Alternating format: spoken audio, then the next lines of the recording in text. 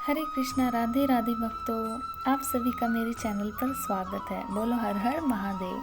आज हम शिव महापुराण के 5वें अध्याय का श्रवण करेंगे। इससे पहले अगर आप मेरे चैनल पर नए हैं तो कृपया मेरे चैनल को लाइक, शेयर और सब्सक्राइब करें।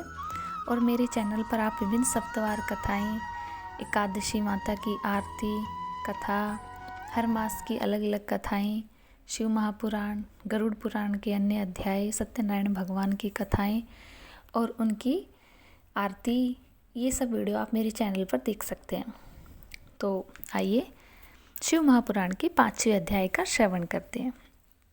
भगवान श्री सदाशिव ने शिवा से कहा, देवी, हम एक ऐसा पुरुष पैदा करना चाहते हैं जो कि शांत और सत्य गुणों से युक्त एवं गंभीरता में सागर के समान हो।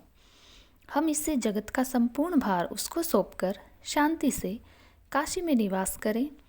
भगवान श्री शिव के वचन सुनकर जगदम्बा ने अपनी दृष्टि बाईं ओर घुमाई, जिससे एक अति सुंदर पुरुष का आविर्भाव हुआ, जो कि कलाओं से भरपूर, शालवान, गुणवान और बुद्धिमान था।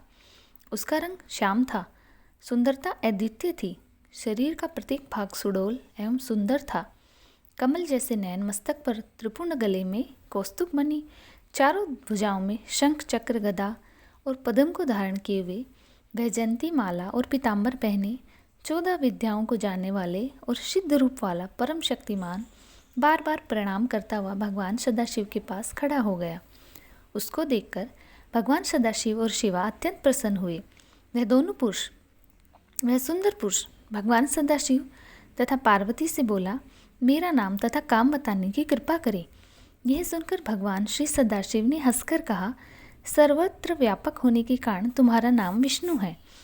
अब तुम्हारे समान कोई दूसरा मनुष्य उत्पन्न न होगा। तुम्हें लोग हरि तथा भगवान आदि नामों से पुकारेंगे। भक्तों को सुख देने के लिए ही मैंने तुम्हें उत्पन्न किया है। तुम सबसे पहले परम कार्य साधन के लिए दृढ़ता से तप करो।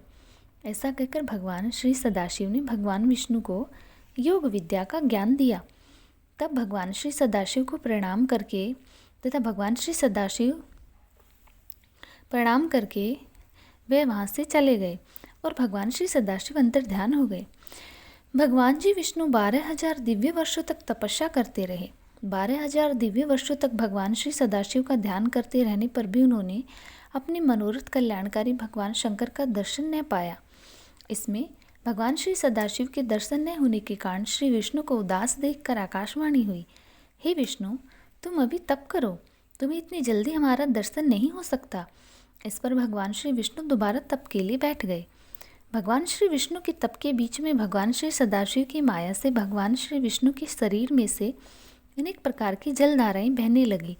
भगवान श्री विष्णु उन जलधाराओं को देखकर अत्यंत प्रसन्न हुए। चारों तरफ जल ही जल हो गया और भगवान श्री विष्णु उस जल पर सो गए।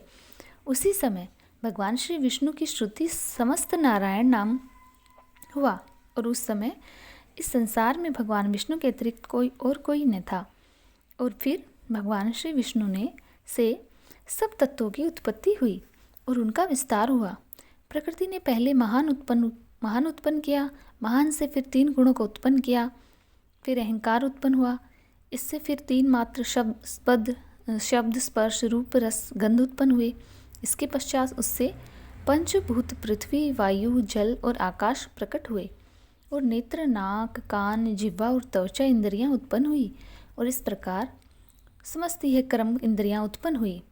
इस प्रकार पुरुष के बिना प्रकृति का यह सब जड़ रूप कार्य हुआ। यह सब तत्व 24 प्रकार के थे और यह सब ब्रह्म रूप जल पर सो रहे। भगवान विष्णु की निद्रावस्था में उनकी नाभि में से एक विशाल कमल उत्पन्न हुआ। इस कमल का विस्तार अनंत योजन का था और ऊंचाई भी अनंत योजन की थी। ब्रह्मा जी बोले, ही नारद, इसके पश्चात भगवान श्री सदाशिव ने अपनी दाई भुजा में से मुझे उत्पन्न किया और उस कमल पर रख दिया। मेरे 4 मुख थे और अपने लाल मस्तक पर मैं त्रिपुंड धारण किए हुए था। मैंने कमल के अतिरिक्त और कुछ ही न देखा और यह न जान सका कि मेरा उत्पन्न करने वाला कौन है।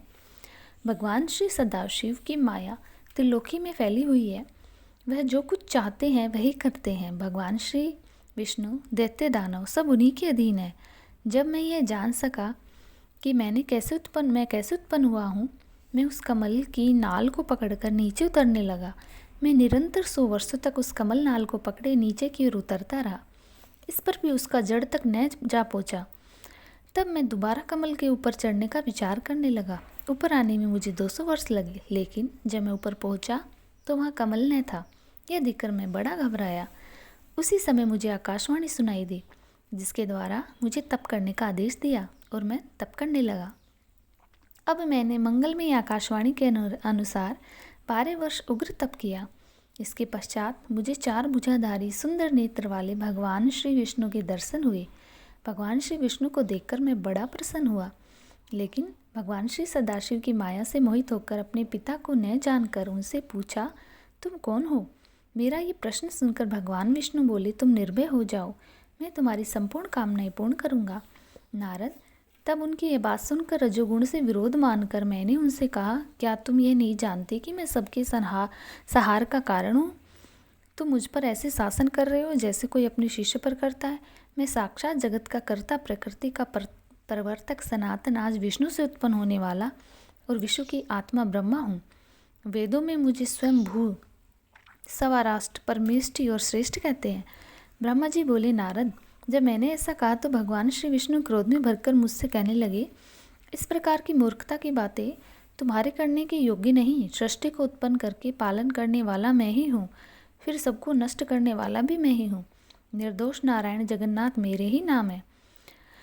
तुम मेरी माया के अधीन होकर ही ऐसा कर रही हो, क्योंकि यह सारा संसार माया के अधीन है। मैंने ही वेदों को बनाया, मैंने ही कमल नाल से तुमको उत्पन्न किया है। मुझसे तुम उत्तम और श्रेष्ठ दूसरा कोई नहीं है।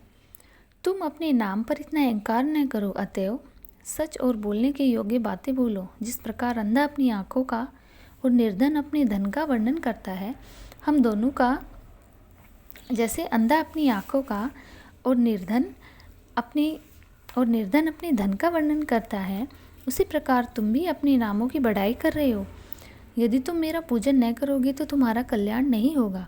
भगवान विष्णु की इस प्रकार की अहंकारपूर्ण बातें सुनकर मुझे हंसी आने लगी और इतना क्रोध आया कि मैं भगवान श्री विष्णु के अपने को अपना शत्रु समझने लगा।